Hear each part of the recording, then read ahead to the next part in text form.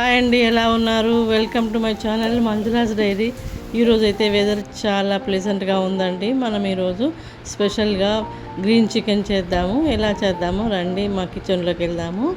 ముందుగా మనం gravy prepare చేసుకుందాం. దీనికోసం అయితే 4 లవంగాలు, 2 ఇలాచీలు, చెక్క, కప్పు పుదీనా అండ్ హాఫ్ కప్పు కొత్తిమీర వేసి దీనిలోనే 10 నుంచి 20 మిరియాలు కూడా వేసుకొని మెత్తగా గ్రైండ్ చేసుకోవాలి. ఈలోపు చికెన్ కూడా శుభ్రం చేసుకొని పక్కన ఉంచుకోవాలి. ఇప్పుడు నేను 1/2 కిలో తీసుకుంటున్నానండి ఈ గ్రీన్ చికెన్ కోసము.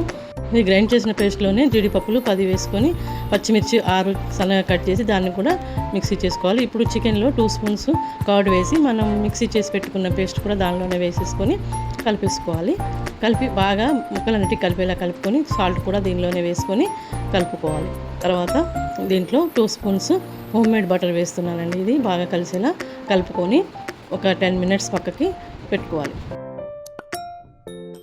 దీన్ని ఇలాగే స్టవ్ పైన పెట్టి వాటర్ అంతా ఎగిరిపోయేదాకా ఉడికిస్తూ ఉండాలి.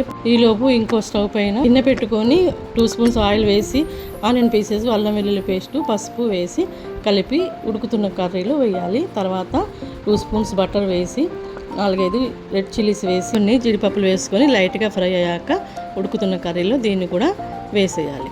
వెంటనే 1/2 స్పూన్ జీలకర్ర పొడి, 1/2 స్పూన్ ధనియాల పొడి వేసి మొత్తం కలిసేలా కలుపుకొని 5 మినిట్స్ ఉంచి దింపేస్తే గ్రీన్ చికెన్ రెడీ అయిపోతుంది. ఎన్నో హెల్త్ బెనిఫిట్స్ ఉన్నాయి. పుదీనాని ఇలా మనము రకరకాలుగా చేసుకుని తింటే హెల్త్కి చాలా మంచిది. ఇప్పుడు మనము దీన్ని డిష్ అవుట్ చేసుకుందాం. ఆయిల్ పైకి తేలింది చూసారా? వర్షం వచ్చినప్పుడు వచ్చే ఎలర్జీలన్నీ దూరం చేయడానికి పుదీనా వాడితే చాలా మంచిదండి.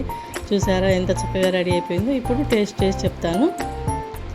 టేస్ట్ బాగుంది, హెల్తీ పరంగా కూడా చాలా మంచిదండి. నచ్చితే మీరు చేసేయండి, సబ్స్క్రైబ్ చేయండి కొత్త వాళ్ళు.